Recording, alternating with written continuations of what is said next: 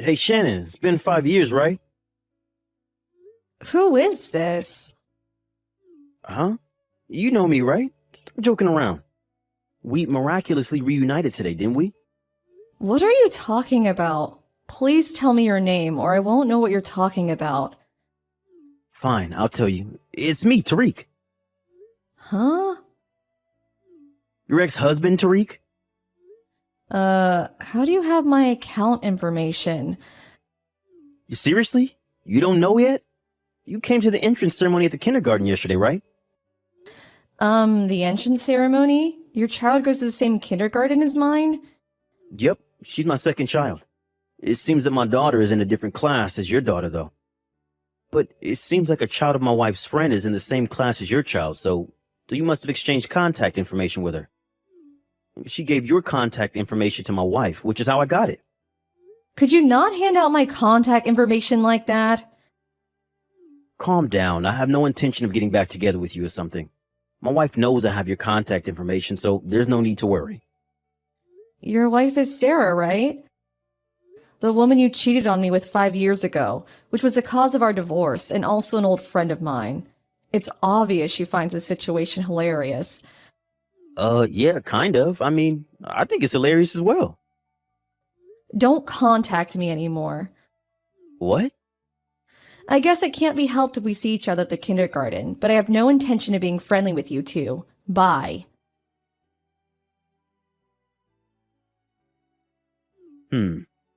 This gets more and more hilarious the more I think about it. If you, who is infertile, were at the kindergarten, then that must mean that you married someone who already had children. Huh? Even if you come to the entrance ceremony pretending to be a mother, it's not your actual child, so it's a bit funny thinking about it. So you still think I'm infertile? But you couldn't bear a child in the 3 years that we were together, right? Mom said that if a woman can't bear a child in 3 years, then she must be infertile. But I never even gotten myself tested for infertility. It must have just been bad timing. But the truth is that you couldn't have a child, which means that you're infertile. You knew this, and that's why you married a single father, right? I'm my husband's first wife, and the child that was born between us is also his first child. Stop being delusional. I'm delusional? Yeah, these are the sad fantasies of a woman who can't give birth. You really are strange. Fine. Our children go to the same kindergarten, so we'll probably see each other again whether we want to or not. So I'll tell this to you now to prevent any misunderstandings in the future. What is it? I've already given birth to 3 children. Huh? My eldest son, who's 3 years old, the one who came to the entrance ceremony yesterday, and 2 twin daughters who were half a month ago. Huh? You're infertile but have 3 children? That means your husband had 3 children with his previous wife, right? Stop making weird excuses. It's confusing. I gave birth to all 3 of them. But you're infertile and...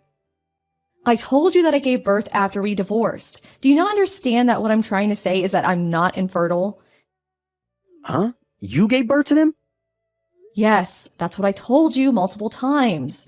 Oh, and it's not like I underwent some sort of infertility treatment. I gave birth to them naturally. Then why didn't you get pregnant in the 3 years you were married to me? Why are you asking me that? Tell me.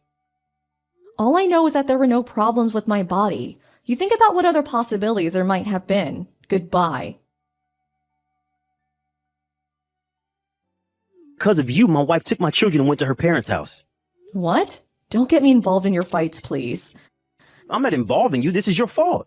I wanted to find out whether you had actually given birth to your son, so I dropped off and picked up my child to and from kindergarten as much as possible so I could have a chance to meet you. Oh, you're talking about 10 days after the entrance ceremony, right? I was with my husband, right? Yes, that husband. I tried to talk to you, but as I tried to approach, he suddenly appeared from behind your back. I thought I hadn't seen him before, and so I looked closely at his face, which is when I noticed that he was the executive director at my office. Apparently, I only found out when he told me after we got married. I know that he has a son the same age as my daughter. When I heard that his wife gave birth to twin daughters a few months ago, does that mean that what you were saying was true? I see. So that's why you ran off without even talking to me, your face pale. I haven't seen you since, but I'm not complaining. Something terrible has happened to me. What? I did a bit of research after that and found out that men being infertile is more common than I thought. I did a DNA test with my child. The result was, well, he was my child. Oh, good for you. Yeah, but my wife found that I had done a DNA test behind her back, and she got furious at me for suspecting her of cheating. Oh, and that's why she took your children and went to her parents' house. But I don't see how that has anything to do with me. If you hadn't said anything strange, I would have never have done a DNA test. Wouldn't this have never happened if you never bothered me in the first place? Then why did you reply to my text? Because you still insisted that I was infertile, and you even said that my husband was a single father or something. Don't you think it was only natural for me to get annoyed and correct you? But you were supposed to be infertile. You were just being delusional. If you have the time to complain to me like this, then why don't you make up with your wife instead? Bye. This is so unfair. You're so much less attractive than me, but you're the wife of an executive director? And to think that he works at the same company as Tariq. To think that you would get married with someone even better than Tariq after he threw you away. I stole Tariq from you, only for you to find someone even better. Unfair! That's so unfair. I'm gonna steal this new husband of yours. I can't do this anymore. Huh? My family's on the verge of collapse again. Oh, you're talking about how Sarah tried to seduce my husband into going to a hotel together, right? I heard that Sarah was a newly hired part-time worker at you and my husband's client company. Apparently, my husband filed a complaint, so it's only a matter of time before she gets fired, though. What is this? Ever since I met you at the kindergarten again, my life has been crumbling apart piece by piece. You're making this my fault again? Is this a hobby of yours or something? Why did you put your child into that kindergarten? Did you do it on purpose? You were jealous of me and Sarah, and I don't have the enough time on my hands for such stupid matters. you're saying this is stupid? Yes, no matter how you look at it. What? Why don't you calm down and think about this logically? It just happened to be the case that we enrolled our children in the same kindergarten. I didn't do anything to you. Do you understand that? Uh-oh. Which means that if you hadn't went out of your way to get my contact information just to annoy me, this never would have happened. Don't make me repeat myself over and over. Shannon, I turned in my divorce papers earlier, so could you get divorced as well and get back together with me? Huh? Let's just give custody of our children to our current partners and give birth to children of our own.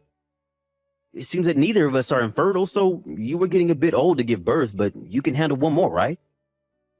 Jesus, will you seriously never leave me alone? What? It's been medically proven that too much stress makes it more difficult to have children. What? What are you trying to say? Don't you get it? Huh? You bothering me like this all the time is a huge source of stress. Your parents were the same when they were living with us. My parents? Yes, they were just like you. Every time I met them, the first thing they would say was, "Give us a grandchild." They would tell me this more than a dozen times each day, which almost drove me to insanity. But they never said that to Sarah. Of course they didn't. What? You have an older child, right? Sarah got pregnant with this child, which is also why you divorced me. They wouldn't tell her to give birth to a grandchild if she already did, would they? Judging by what you said earlier, it seems that Sarah got custody of the child, so if I were to marry you again, I would be thrust back into the same hell as before with them telling me to give them a grandchild over and over. Why would I do that? Fine, I'll keep an eye on them and make sure they don't say that to you anymore. But I have no intention of divorcing my husband, and I have no intention of letting go of my children either. What? Really? Why did you even think that I want to get back together with you in the first place? There's no chance no matter how you look at it. Yeah, but if the two of us loved each other enough... I lost my last ounce of love for you when I found out you cheated on me with Sarah. What? Then what should I do now? I already got divorced. I don't know. Just open the front door, will you? What? I came to pick you up. I know that the executive director doesn't go to work on Mondays. This is our chance to make an escape without being bothered. Come on, I'm outside the backyard. I can come in if I break the window in the living room. Hold on. If I could just get a hold of you for a day, then you'll have no choice but to get divorced. Are you an idiot? Huh? Is that how you talk to your husband? If the executive director doesn't go to work on Mondays, then he isn't at the office now, right? Yeah, that's why. Then doesn't that mean there's a high probability that he's currently at home? In fact, he is. Huh? Apparently, he's going to tell the company about this. No way. We already called the police, by the way. I hear sirens. There's no use trying to run anymore. Goodbye. I didn't expect that he would try and break in our house and get caught by the police. Not long after that, Tyreek was fired from his job. We received an alimony from Tyreek and Sarah, and after that placed a restraining order on them. I haven't seen them since. Apparently, both of their families got involved in a fight over who would get custody of their children. Since neither of the parents were functioning adults, the grandparents of the children had to settle things for them. Each family would gain custody of one child, and they would be adopted by relatives. The relatives of both Tyreek and Sarah cut ties with their families. It seems the 6 of them, Tyreek, Sarah, and their 4 parents, all are currently unemployed.